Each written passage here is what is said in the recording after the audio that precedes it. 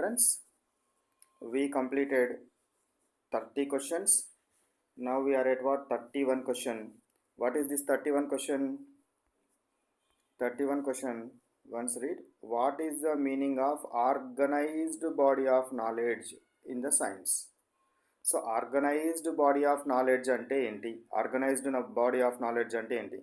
The collected information and understanding arranged systematically.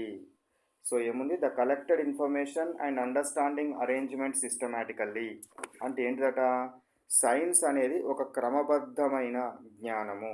Organised body of knowledge క్రమబద్ధమైన జ్ఞానము అంటే ఏంటంట? సేకరించిన సమయాన్ని, విషయాలను ఒక పద్ధతి ప్రకారం క్రమశిక్షణతో అమర్చి ఉంచడాన్ని ఇలా అంటారు. ఏమంటారు? ఆర్గనైజ్డ్ బాడీ ఆఫ్ నాలెడ్జ్ అంటారు. ఉదాహరణకు ఎగ్జాంపుల్ తీసుకుంటే, మన ఇంట్లో వస్తువులన్నీ ఉన్నాయనుకోండి. అవి ఏ విధంగా సర్దుకుంటే సులభంగా దొరుకుతాయో అదేవిధంగా సైన్స్లో ఉన్న వివిధ పదాలను, వివిధ అంశాలను కూడా ఒక క్రమబద్ధంగా అమర్చడాన్ని ఏమంటారు అని అంటే ఆర్గనైజ్డ్ బాడీ ఆఫ్ నాలెడ్జ్ అంటారు. ఏమంటారు? ఆర్గనైజ్డ్ బాడీ ఆఫ్ నాలెడ్జ్ అంటారు.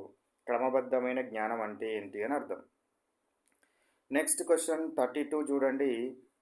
32 question, name a step in the scientific method where you plan how to test hypothesis అంటే ఏంది?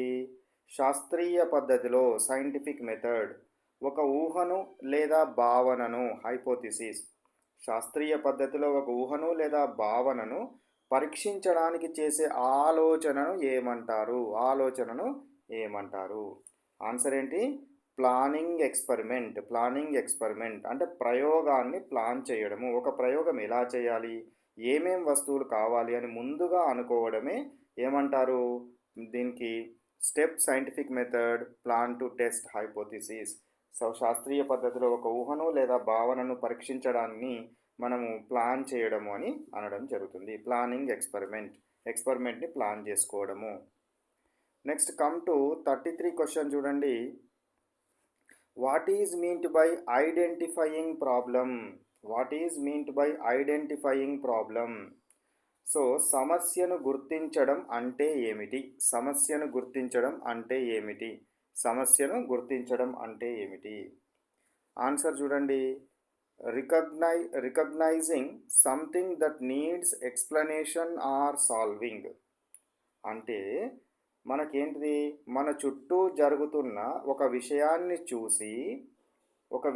చూసి ఇది ఎందుకు ఇలా జరిగింది, దీనికి కారణం ఏమిటి, రీజన్ ఏమిటి అని ఆలోచించి పరిష్కరించాల్సిన అంశాన్ని కనిపెట్టడమే సమస్యను గుర్తించడం.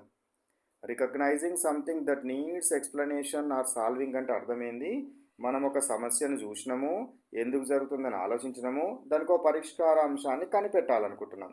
దాన్నే ఐడెంటిఫైయింగ్ ప్రాబ్లం అంటారు సైన్స్లో. Okay, next come to 34